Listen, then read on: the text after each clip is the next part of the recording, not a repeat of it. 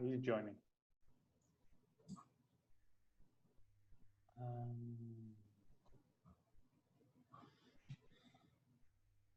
There he is.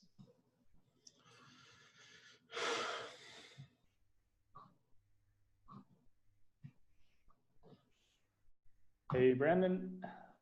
Thanks for joining. Hey, how's it going? All right, let's start off.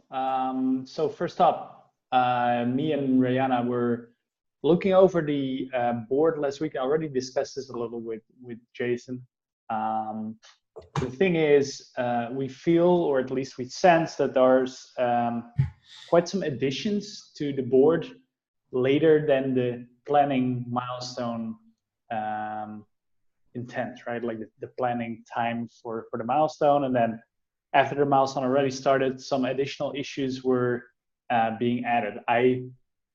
Discussing this with Jason, I heard this is mostly done by John Hampton, for example, to be able to add additional issues for front-enders to be able to work on.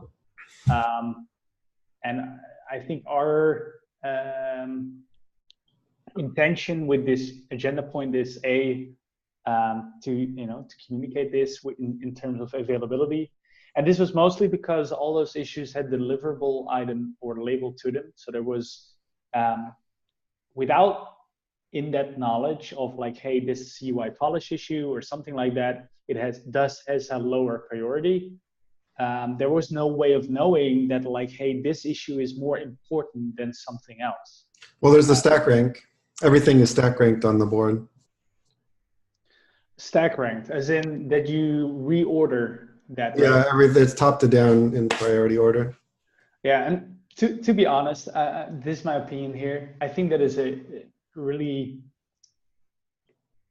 I don't know. I think that's a very inaccessible way of knowing the prioritization towards such items, because the only way you can know is if I have the exact same board before me as you have, right?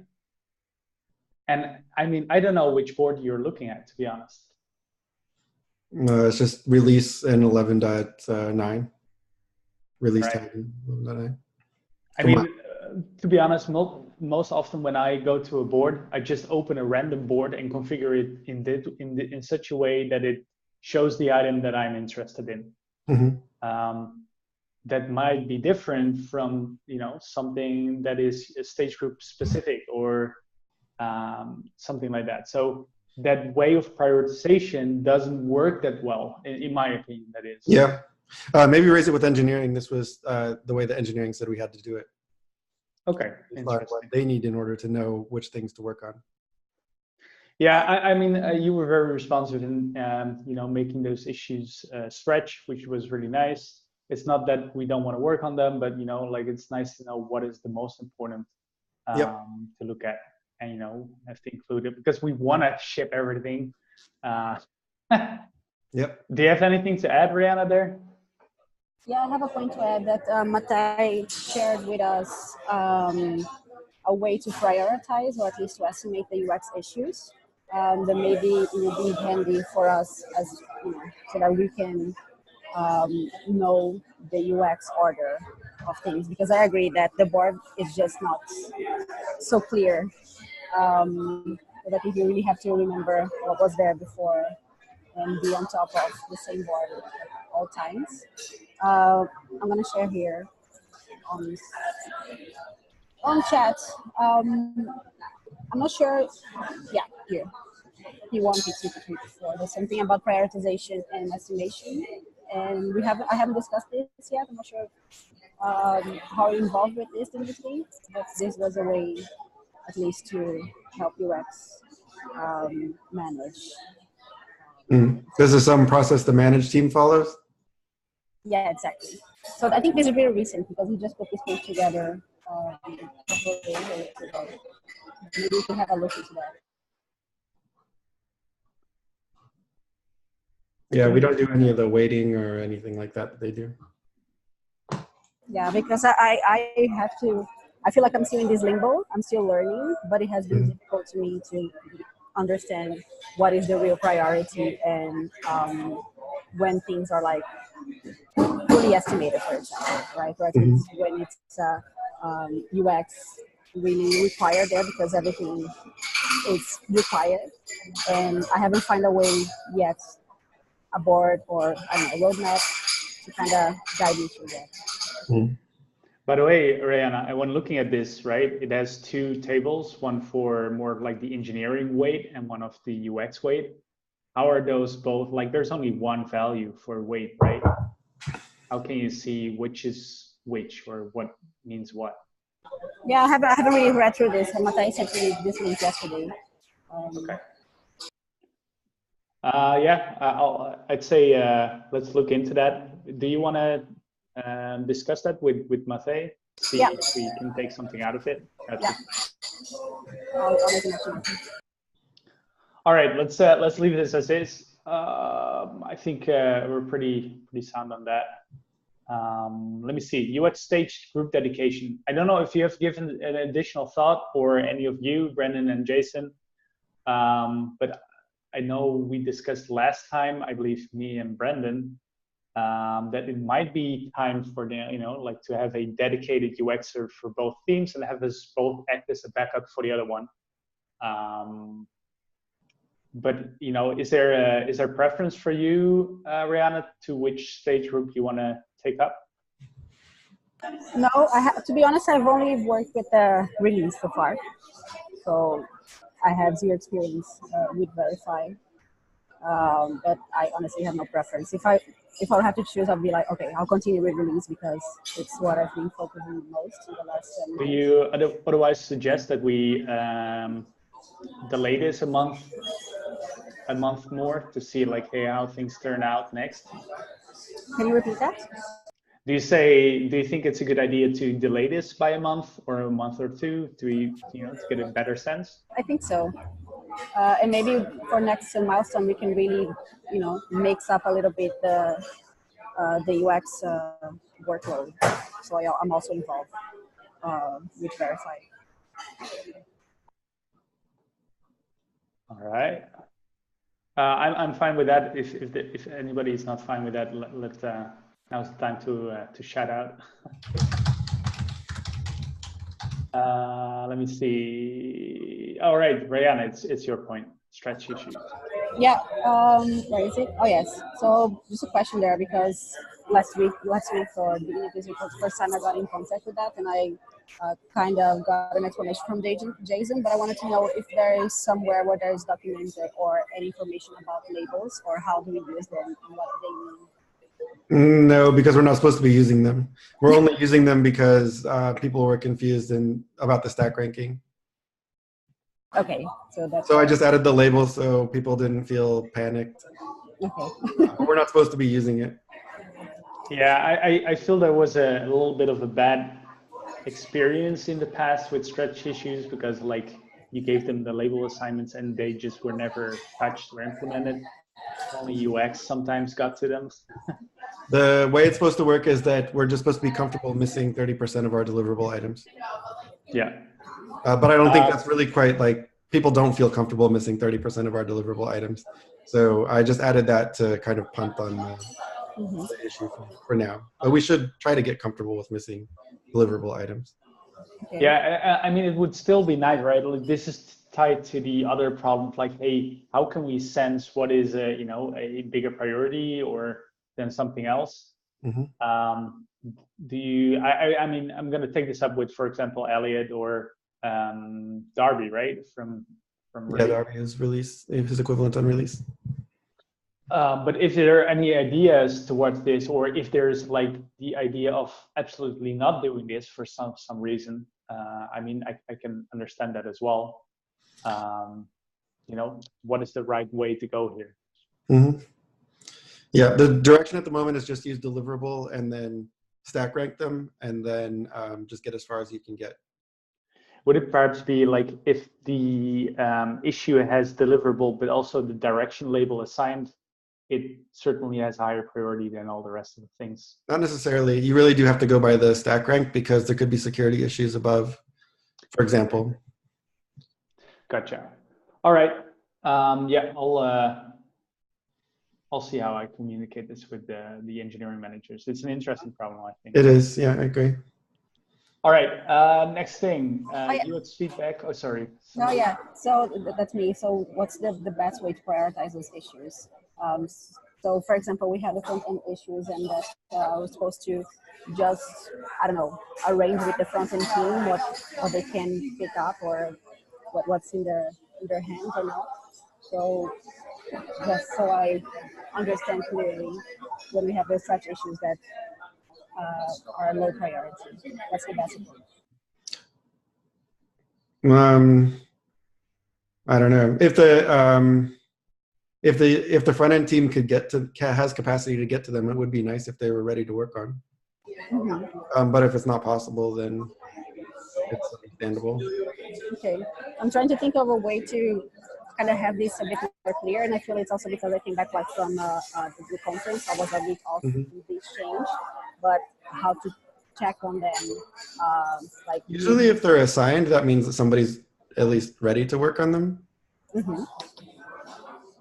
Yeah. Yeah, I mean, perhaps for now, we can align with the method that the product managers are using, which is using the board. I think it's, although it's not the most accessible one, I think it's the one that currently works. So. Yeah. It is a little bit unusual because there's all of the new people, so there's like extra UI polish items in there that wouldn't normally be in there, that are just like meant to be small things that Exactly. can work on. Yeah, I feel like that there is some front-end capacity, but for example, I had a bunch of UX UI polish assigned, and I'm not thinking them up, right, at the same speed as front-end, but front-end already started with some development. So this will probably either like just go as is or fall into those 30% of, okay, we cannot cover. Yeah. Right? Mm-hmm. It would be hard to say we should have all of front end stop and wait, just in case maybe we don't like, I don't know. But yeah, I mean, I see the problem that you're raising. Yeah, we don't want to block all of front end behind design either. Exactly, but I just also want to make clear that if these really demands UX, we need to have a conversation before we start. Yeah. One thing that you can do is, if you take a quick look at them and you're not comfortable, or you feel it needs more analysis, then just move it back to the backlog or something. That's totally fine. Okay. You can just say a quick no, like don't start working on this until I read it. Mm-hmm. And then in general, we can just say like, but otherwise, grab what you want. Yeah. As long as they're not going to make it worse, right, with whatever the engineer is going to go do, it's like you could let it go through. But if you're like, no, this is going to be markedly worse if we're not careful, it's like, yeah, kick that away. Yeah. Or if it's like, well, this is better, but it could be 1,000 times better if you gave me a week to work on it. Like, either open another issue to be like follow up from this issue to really make the UX work. Like, yes, we made it 1% better, but we can make it 70% better if I had time to think about it. Like that's acceptable too. Like, and then don't feel bad about like wasted time on it, because like Jason said, they're like new front end engineers, so their time in doing something that even isn't as valuable as like if you had time for it, isn't wasted, because it's like time for them to spin up on the code and like So like, don't feel bad being like, yeah, that was nice, but now we're really going to do it in this issue that I just wrote, because like we're going to spend more time thinking about it. Does that make sense? It makes sense. Yeah. Thanks, guys.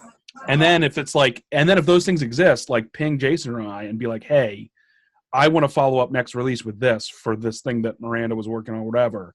And like, we'll try to make room for it, so that's not, oh yeah, we wrote that and now it's 2 years later and we never got that. Like, I would totally be supportive of that. I don't know about Jason, but like, I would. Yeah, I would too. I love getting those sorts of things. Like, anything. Yeah, like, hey, we did this little thing, but like, if you give me, a week of somebody the next release, I bet you I could get it 1,000 times better. Like, I'm probably always going to say yes to that. Me too. Awesome. That's great to hear. And then I think that's it for my points. I'll meet you next. Yeah. All right. UX feedback and research gathering process. I saw this question posted by Jason. Like, hey, Dimitri and Rihanna, we should consider gathering UX feedback in this way. So Catherine from the UX research team said, hey, I created a quick test to get feedback from GitLabbers on this. and a bonus question. And this is a quick usability research test.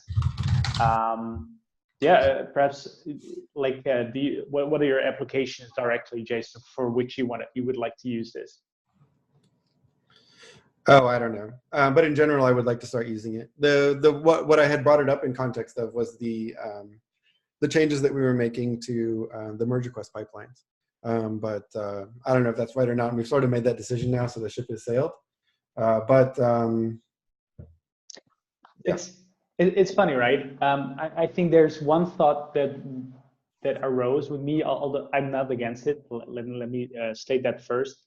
Mm-hmm. But my first thought towards this was also, we're not our own users. Like our users are our users. And in the sense of, I've been trying, and although it's not been like the most successful thing yet, I think it's trying to starting to get values like that an issue knows which persona it's targeting, right? And if you just ask random GitLab engineers, like, hey, what's your idea about this, or what is your opinion about this? They may approach it from their perspective, which is not directly our target audience. On the other hand, you also have the issue itself. If we have specific people in mind, why don't we just reach out to them inside of the issue? Of course, there's the ups to that against as well. Like, hey, they need to read through the entire issue, and the research test is a more focused medium. And it's those thoughts were going through my head. Yeah, I mean, the one nice thing that I like about this example is it's the minimally viable research, right? Like, it's like the MVC version of UX research thing, because it was such a small focused thing to be like, which of these icons means closed, right? And so, yeah, that wouldn't necessarily work for some, big ticket thing, but gosh, it was just so minimal and so easy to get 100 people's feedback on like that. And yeah, it was only GitLabbers, so you have to consider there's a bias in there, but I think that a lot of those GitLabbers were users of a lot of other systems and patterns we want to like think about and make align to. And so in that way, it was kind of perfect. And maybe there aren't a lot of those perfect examples, but that one was in my mind. Yeah. And the other thing is recently we added to the handbook, I'll add a link to it here, that internal customers are worth 10x as much as external customers. So yeah, we could go talk to 10 customers, or we could talk to one internal customer, and that's what our leadership at the company is directing us to do. And internal customers are ourselves, or yeah. So like Marin for release, if we're building release features and we talk to Marin, that Sid and Mark and others are very much aligned, and the board, I assume, are aligned to saying that talking to Marin is worth as much value as talking to 10 actual customers. Because I guess there's a few different things in there. One is that we can just do really fast iteration with our internal customers, but also that we're accelerating our own organization by fixing issues for our own organization so we can deliver features faster, and like there's a feedback loop there. So I think that those are the two main drivers for it. And that's why reaching out internally is good. Doing both is great, of course. Like we sort of get the issue participation for free, right? Because anybody who's interested, like the merge request pipeline one has several hundred people that are all seeing all the messages that we're posting on it. And any of them can jump in at any time, and that's all happening for free. But when we want to do like asking a specific question outside of that group, what's the best way to do it? I thought that pinging in general with a survey you could go do was a really clever MVC way of doing it, just like Brandon described. And where we can find opportunities to do that, I think it's a win. And again, if it was really short like that, it was so short and consumable. It's like, what if, and then it would be an interesting experiment of experiments to see, what if you did post that same thing after you gave to the GitLabbers to the issue? Like, would the 100 people that get notified on that issue give you a decent sample of feedback? I wonder.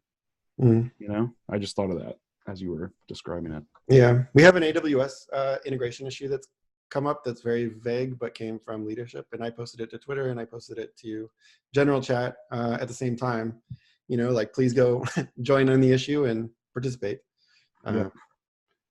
Yeah, and and then I thought of like the internal group, which is the group I used to lead, professional services. Like they use AWS 90% of the time, and have been trying to make a GitLab a orchestrator into AWS for GitLab, like in a very meta way. So like, that group's feedback could be huge. Yeah, we want to tap those people because otherwise we're just sort of doing these MVCs that are nice, but not really battle tested. Yeah, makes sense to me. Good argumentation. I'd say we start using this. Talking to Marian. And then we had that really nice conversation with Marian also about we have that idea for the feature now that's only allow, well, I guess Shinya came up with it, but the only allow like if you're behind like 20 commits or whatever before the rebase. So we kind of tuned that with Marian, and I think we came out with something really cool. That was a good bit of user research that I thought went well. It helped that we were just able to go stand up together and sit down with him on the other side of the room and talk. Sure. Yeah, that's nice. Yeah, sounds good. I think we should all encourage each other to if there's an opportunity for it, that we think about this, because not yet part of our default workflow as much as we would like it to be. But we should definitely make it so. And then the other thing that I'm trying to do, I opened just a couple this morning, is open actual issues in the UX research group that are for things that are like 3 to 4 releases in the future.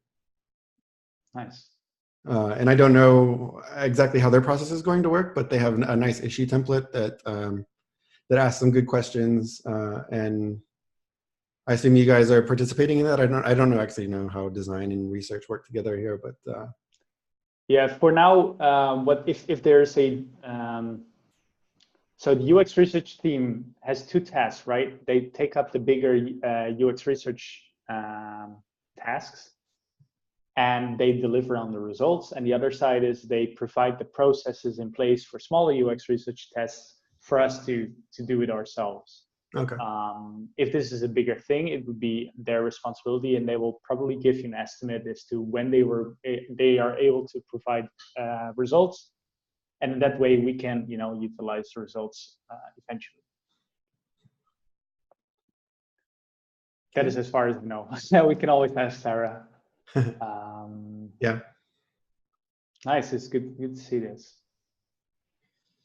Then the next item is mine. I was wondering if it's a good time now to split this into verify and release being separate meetings, because although we have things in common, Brendan and I think it's just in the sense that we're both product managers. We're not really working on the same release and verify items anymore. And then potentially also have this with the rest of the team so that everybody's getting insight on what we're doing. We're not talking about anything that's like hidden from developers, that's for sure. But I think that some of these things that we're talking about, they would also benefit from and share their insights. Like, Ayana, the things that you're mentioning, I think are things that probably developers are experiencing as well. And having this conversation with them included, we might even find some more interesting ideas.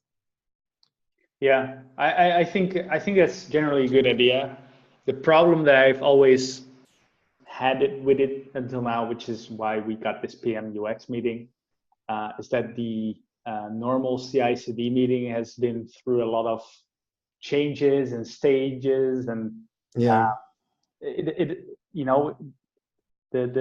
length of the meeting was variable at best. I think these days the meeting is a little bit shorter, and it might make room for these kinds of things. Well, before, we walked through every item, and then somebody had to talk to us something about it, and left only a small amount of time to discuss something UX specific, and everybody would be bottlenecked by us talking about things which only matter to a subset of the people attending the meeting.